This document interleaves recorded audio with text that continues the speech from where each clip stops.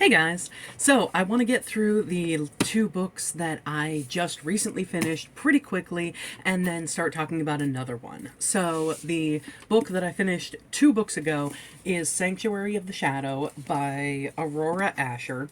And this one, it has, you can see on the cover there, it has a gorgeous cover. The spine is gorgeous. I basically got it because it's a really pretty book.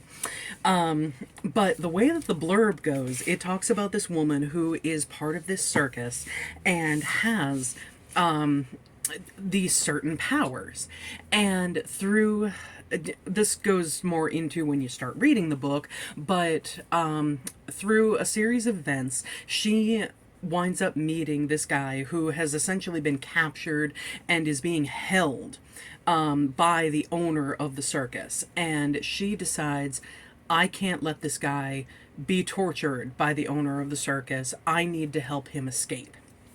So she goes through and does that. And I, this book, literally right after they escape, they wind up at this inn, and they are occupying one of the rooms, at the second floor of the inn. And there is literally like a 20-page sex scene between the two of them. And it's just like, I mean, I can appreciate a good romance and a good sex scene as much as anybody else, but it's like, girl, you've known this guy for 2 weeks. Come on. But anyway, there's a whole thing, with who he is and his connection to her and all that kind of stuff. And I'm not gonna spoil it. But I do wish that the book had been a lot less exposition heavy, because there's this one bit where the owner of the circus actually says to his assistant, "So, what do you know of the war that has happened between the queens of this land?" And it's just an exposition dump. And it's like, really? You couldn't have given this to us more organically? Like, there are better ways to do that. But I don't know, it's mostly a middle of the road book for me. There is going to be a sequel that has to do with our main heroine's best friend and what she has gone through, and how she was basically chased from her land, and how she's going back soon. So I don't know, I might pick it up. I don't know.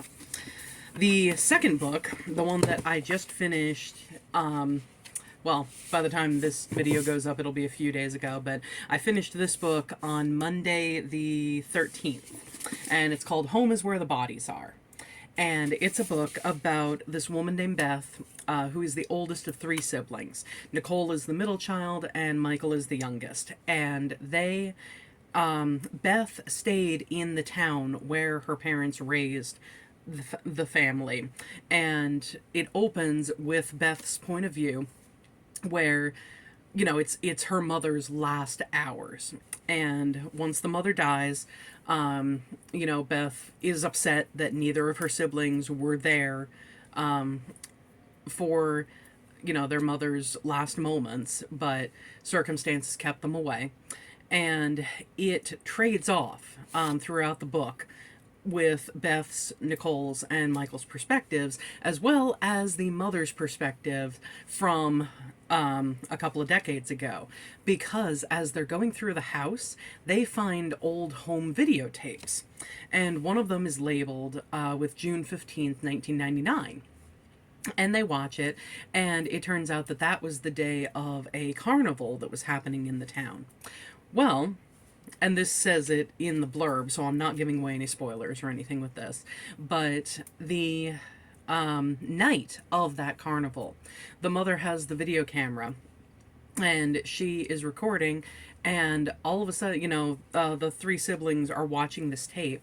All of a sudden, they hear the father calling to the mother on the night of June 15th, 1999, and he's saying he needs help. And the camera pans over, and it turns out that the body of a neighborhood girl is there in front of the father, and he's saying, you need to help me, we need to take care of this. And so yeah, that's how the story gets going. It very much, it's a mystery thriller kind of thing, domestic mystery thriller. I had There's a limited pool of suspects, and we do get a lot more involved in what happened to this neighborhood girl and what happened to a couple other people, because of what happened to this neighborhood girl. Again, no spoilers, but there is a limited pool of suspects of who could have done something to this girl. And you I had my suspect. I really began wondering about 3/4 of the way through it, because I was like, wait a minute. There there's been no real mention of this character in the past parts. So oh my god, are they going to have it be this person? And they didn't. I was wrong.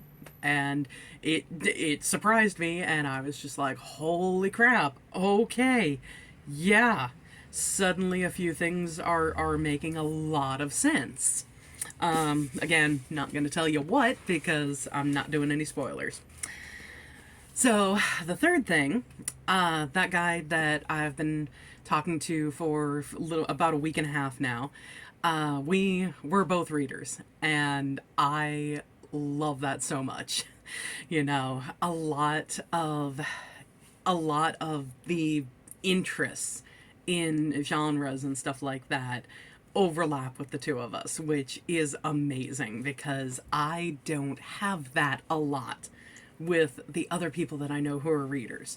There might be a little bit of overlap, like when I was hanging out with one of my best friends, and he recommended Andromeda Strain to me. Like, I'm not a sci-fi fan, but I'm totally willing to read a modern classic.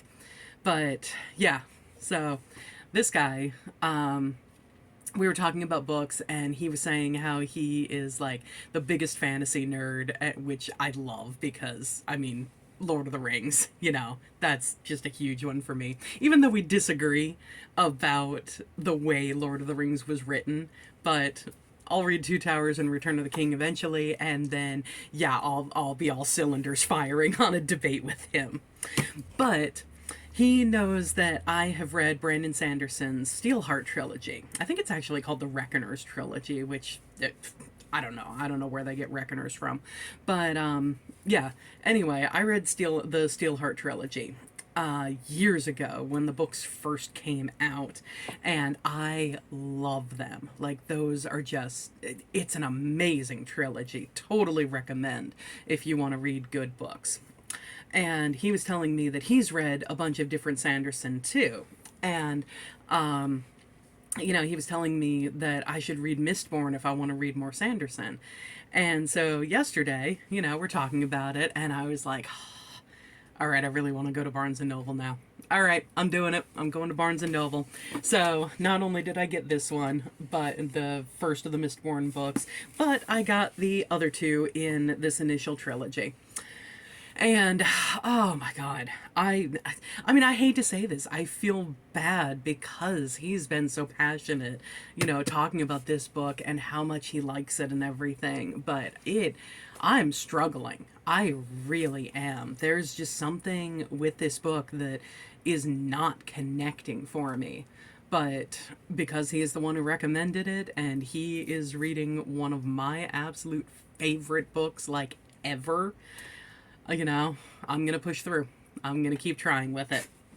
So, if you have read Mistborn, if you've read any other Brandon Sanderson stuff, by all means, give me encouragement in the comments, because I feel like I'm going to need it.